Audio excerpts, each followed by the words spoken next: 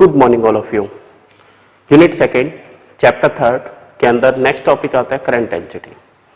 Current density जो कि एक वेक्टर क्वांटिटी होती है, इसे किस टाइप से डिफाइन किया जा सकता है और इसका मतलब क्या होता है वो हम आपको अब बताने वाले हैं। तो यहां पर देखिए, करंट डेंसिटी का मतलब होता है current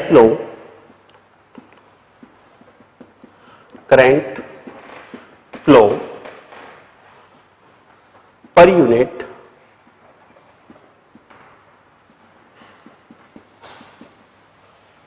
current flow per unit cross section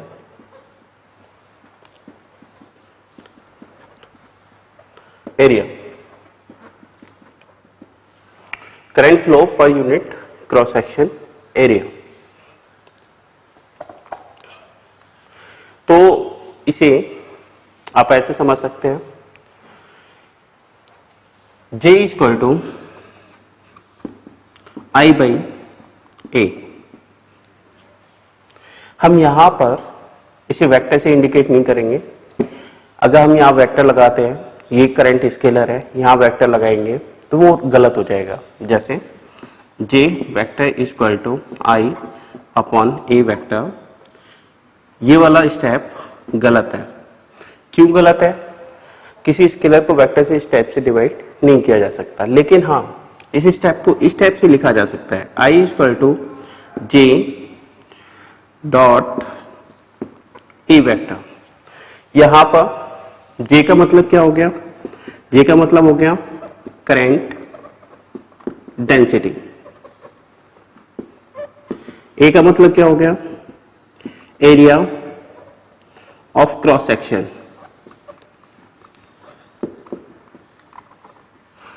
A vector का मतलब क्या हो गया? एरिया अगर हम कोई ले रहे हैं, सपोज कीजिए ये वाला एरिया लिया, तो इसके नॉर्मल, इसे बोला जाता है सरफेस एरिया वेक्टर। तो यहां पर हम क्या लिखेंगे? Surface area vector. अब देखिए इसको किस टाइप से समझ सकते हैं आप। सपोज कीजिए ये कोई कंडक्टर है। अगर कंडक्टर का सरफेस इस टाइप से लिया गया, अगर कंडक्टर का सरफेस इस टाइप से लिया गया है, तो इसका क्रॉस सेक्शन एरिया तो ये हो गया सरफेस एरिया वेक्टर, ये वाला हो गया। करंट यहां पर इसी डायरेक्शन में फ्लो कर रहा है, तो ये बताइए करंट डेंसिटी यहां पर कितनी हो जाएगी? I इक्वल टू क्या लिखा जा सकता है यहां पर इस वाले फॉर्मूले से? J A cos theta. Theta यहां पे इन दोनों के बीच में कितना बनेगा? 0 डिग्री। cos 0 पे वैल्यू क्या होती है? cos 0 पे वैल्यू होती है 1, तो ये हो जाएगा J A। इसे इस टाइप से लिखा जा सकता है। ये है केस फर्स्ट। लेकिन अगर केस सेकेंड, लेकिन अगर एरिया ऑफ क्रॉस सेक्शन इस टाइप से दिया गया, तो इसका क्रॉस सेक्शन एरिया इस टाइप से हो गया। यहां पर देखिए करंट तो अब भी उसी डायरेक्शन में फ्लो कर रहा है, लेकिन इसका सरफेस एरिया जो A है, सरफेस एरिया वेक्टर अब यहां पर होगा। ठीक है, सरफेस एरिया वेक्टर कहां पे होगा? यहां पर होगा। करंट जिस डायरेक्शन में मूव करता है, करंट डेंसिटी भी उसी डायरेक्शन में होती है। ये पॉइंट आपको याद रखना है। यहां पर हमने किस टाइप से लिया था? ये एरिया और करंट डेंसिटी के बीच में एंगल कितना बना था? 0। यहां पर देखिए करंट डेंसिटी यहां पर होगी, सरफेस एरिया वेक्टर यहां पर है, इनके बीच में एंगल है थीटा। तो I कैसे निकालेंगे? I का फॉर्मूला हो जाएगा J A cos थीटा। अब आपको ये ध्यान रखना है, करंट तो यूनिफॉर्मली फ्लो कर रहा है, करंट में तो चेंज होगा नहीं, लेकिन इस एरिया ऑफ क्रॉस सेक्शन को चेंज करने से cos थीटा में भी वेरिएशन होगा, जिसकी वजह से क्या होगा? ये करंट हमेशा कांस्टेंट आएगा। तो कोई भी वायर है, वायर में आप कह सकते हैं करंट फ्लो कर रहा है वो तो यूनिफॉर्मली होगा, लेकिन अलग अलग पार्ट पर करंट डेंसिटी अलग अलग हो सकती है। या फिर कह सकते हैं अगर हमारे पास इस टाइप का कोई वायर है, यहां पर देखिए इसका क्रॉस सेक्शन एरिया इस टाइप से है, यहां पर क्रॉस सेक्शन एरिया ये है। अब यहां पर देखिए इसमें क्या हो रहा है, इसके क्रॉस सेक्शन एरिया में वेरिएशन हो रहा है, तो यहां पे करंट तो हमेशा सेम होगा पूरे सर्किट वायर के अंदर, लेकिन करंट डेंसिटी चेंज होती रहेगी। चेंज क्यों हुई? क्योंकि इसका area of cross section change हो गया। तो सीबीएसई में मतलब एनसीईआरटी बुक में एक क्वेश्चन दिया हुआ है, इस टाइप का एक वायर है, तो उसमें बताना होता है कि करंट या करंट डेंसिटी में से कौन सी क्वांटिटी सेम रहेगी। तो आपको यहाँ पे ये ध्यान रखना है, करंट तो इसमें ऑल आउट वायर में सेम रहेगा, लेकिन करंट डेंसिटी में वेरिएशन होगा, क्योंकि यहाँ पर करंट डेंसिटी के लिए हमने क्या बताया है, I/A area of cross section के मैग्नीट्यूड में चेंज आ जाता है, एरिया ऑफ क्रॉस सेक्शन में चेंज आ जाता है, जिसकी वजह से क्या आ जाएगा, करंट डेंसिटी में चेंज आ जाएगा। एक छोटा सा पॉइंट और,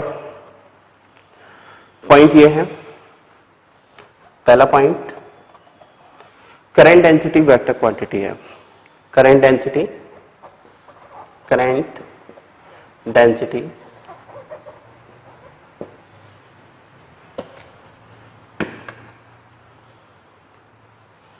current density is vector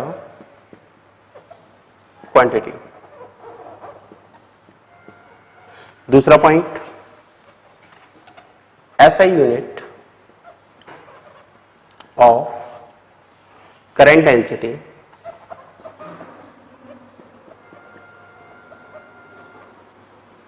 current density की SI यूनिट हो जाएगी, करंट की क्या होती है एम्पियर, एरिया की क्या होती है मीटर स्क्वायर, तो ये हो जाएगा ampere per metre square.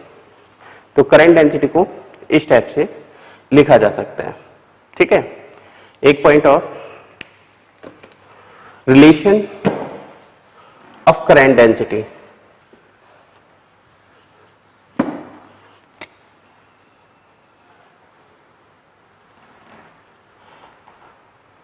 relation of current density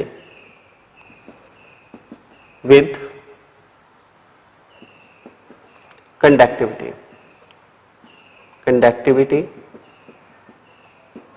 और रेजिस्टिविटी।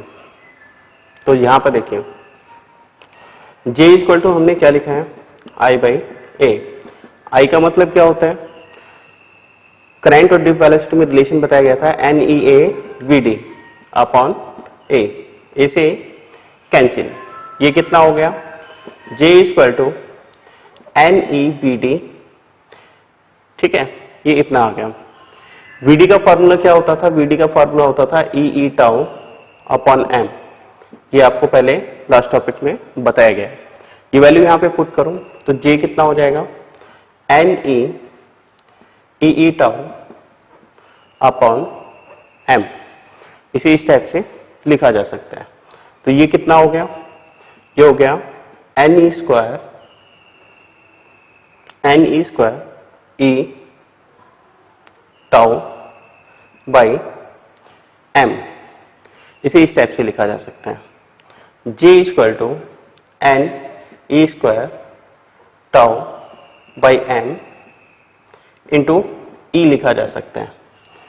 ये जो टर्म है NE square tau by M, ये कंडक्टिविटी होता है, इसे इस टाइप से लिखा जा सकता है। तो करंट डेंसिटी का फॉर्मूला क्या आ गया, सिग्मा E। ये वाला फॉर्मूला भी हम कई जगह पर यूज करेंगे। इसी को हम क्या लिख सकते हैं, J equal to E by rho. Conductivity क्या होती है, कंडक्टिविटी होती है 1 बाई रो। तो इस वाले फॉर्मूले को यूज करते हुए हम इसे क्या लिख सकते हैं, J equal to E by rho भी लिख सकते हैं। तो ये को इस टाइप से आप समझ सकते हैं, इसे एक बार दोबारा से बता देते हैं। पहला पॉइंट, करंट डेंसिटी होता क्या है, current flow per unit cross section area, या फिर आप ऐसे भी कह सकते हैं इस स्टेटमेंट को, current flow per unit cross section area place normally in the direction of flow of current. यहां पर देखिए ये जो क्रॉस सेक्शन एरिया है करंट के नॉर्मली रखा गया है, करंट इस डायरेक्शन में फ्लो कर रहा है तो इसके नॉर्मली रखा गया है, तो इस टाइप से भी एक्सप्लेन कर सकते हैं, उससे ज्यादा कोई फर्क नहीं पड़ेगा, आप ऐसे भी बोल सकते हो। इसके बाद J इक्वल टू क्या हो गया, I बाई ए हो गया। हम इसमें वेक्टर की फॉर्म में यहाँ पर I और यहाँ पर I नहीं लगा सकते क्योंकि ये A स्केलर है, A वेक्टर यूज कर लिया, करंट स्केलर हो गया, ये वेक्टर हो गया, तो इसे इंडिकेट नहीं कर सकते। इस वाली फॉर्म में इंडिकेट किया जा सकता है क्योंकि दो वेक्टर का डॉट प्रोडक्ट क्या आता है, स्केलर आता है, करंट स्केलर है, तो आप उसे इंडिकेट कर सकते हैं। J इक्वल टू क्या हो गया, करंट डेंसिटी हो गया, A क्या हो गया, एरिया ऑफ क्रॉस सेक्शन हो गया, A वेक्टर क्या हो गया, सरफेस एरिया वेक्टर हो गया। नेक्स्ट पॉइंट, केस फर्स्ट, हमने ये वायर लिया, इस वायर के अंदर करंट इस डायरेक्शन में फ्लो कर रहा है, करंट की ही डायरेक्शन में करंट डेंसिटी को देखा जाएगा। इस सरफेस का सरफेस एरिया वेक्टर इसी डायरेक्शन में होगा, A और J के बीच में दोनों में एंगल कितना बना, 0 डिग्री का, तो यहाँ पे हमने 0 डिग्री लिख दिया, cos 0 पे वैल्यू 1 होती है, तो ये क्या हो गया JA। अगला आता है केस सेकेंड, केस सेकेंड में आपको क्या करना है, इस टाइप से क्रॉस सेक्शन एरिया ले लिया, क्रॉस सेक्शन एरिया इस टाइप से है, तो आप ऐसे समझिए, ये बताओ हमारे पास ये कोई सरफेस है, इसका सरफेस एरिया वेक्टर ऐसे है, तो यहाँ पर देखिए पहले वाले केस में तो इस टाइप से है, अगर मैं इसे थोड़ा सा इस टाइप से रखूंगा तो इसका एंगल भी तो चेंज हो जाएगा। सरफेस एरिया वेक्टर इसके सरफेस के इस सरफेस के नॉर्मल होता है, सरफेस ऐसे था तो सरफेस एरिया वेक्टर ऐसे था, सरफेस एरिया इस टाइप से हो गया तो सरफेस एरिया वेक्टर भी अपनी जगह से शिफ्ट हो गया, तो आप इसे ऐसे समझ सकते हैं। तो यहाँ पे एंगल कितना बन गया, थीटा, तो आपको ये ध्यान रखना है यहाँ पर, अगर हम थीटा चेंज करते हैं तो कितने नंबर ऑफ इलेक्ट्रॉन इसमें से क्रॉस हो रहे हैं उसमें भी वेरिएशन आएगा। वेरिएशन किस टाइप से आएगा, वेरिएशन को समझने के लिए आप ऐसे समझ लीजिए, ये बताओ हमने इसे इस टाइप से डिवाइड कर दिया, ये 1 2 3 4 1 2 3 4। अब ये बताइए, सपोज कीजिए क्रॉस सेक्शन एरिया का साइड व्यू इस टाइप से 4 तक कवर कर रहा है, तो यहां पे क्या है, इतने इलेक्ट्रॉन सपोज कीजिए यहां से फ्लो कर रहे हैं। अब दूसरा केस देखिए, जैसे ही इसे अपनी जगह से रोटेट करोगे तो ये यहां से साइड से डाउन आएगा, इस साइड से ऊपर जाएगा, तो यहां पर देखिए अगर इसे रोटेट करेंगे तो इसकी साइड इस टाइप से आ जाएगी। तो ये बताइए, ये जो इलेक्ट्रॉन फ्लो कर रहे थे, ये जो करंट इन दो लाइनों की वजह से कर रहा था, वो तो इससे बाहर निकल गया, इसमें से क्रॉस नहीं होगा। इसका मतलब क्या हुआ, इसका मतलब सिंपल सा ये हुआ कि यहाँ पर थीटा चेंज होने से एरिया में चेंज आएगा, एरिया करंट डेंसिटी में भी वेरिएशन होगा। ठीक है, तो इस टाइप से आप इसे समझ सकते हैं। ठीक है, थैंक यू।